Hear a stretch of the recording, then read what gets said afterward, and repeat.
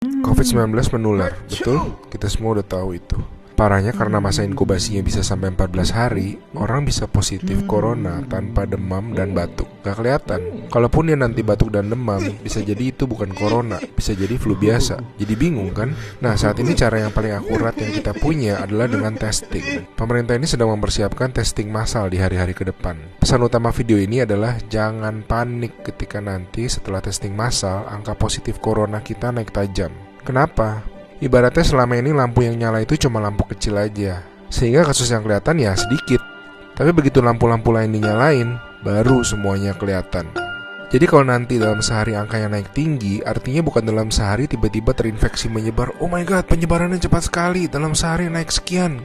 Lebih tepatnya, dalam sehari kelihatan banyak kasus positif yang terinfeksinya itu dari kemarin-kemarin, tapi belum kelihatan. Ngerti ya bedanya ya? Pahit emang rasanya ngeliat fakta, tapi ini penting banget.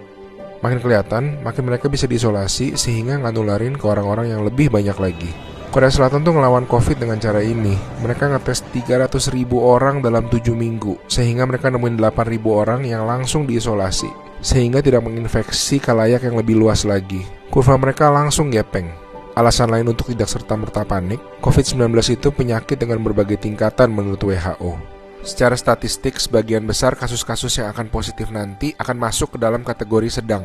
Dan secara statistik, kebanyakan bisa sembuh. Tetap berbahaya, tetap harus sangat waspada, tapi lengkapnya baca-baca jurnal resmi WHO ya.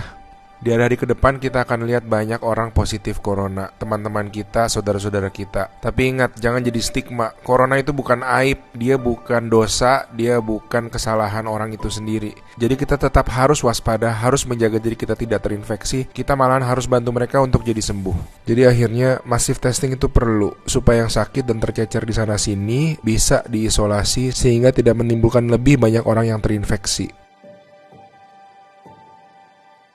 Pahit rasanya nanti ngeliat angka-angka ke depan, tapi ini langkah yang sebetulnya sangat positif.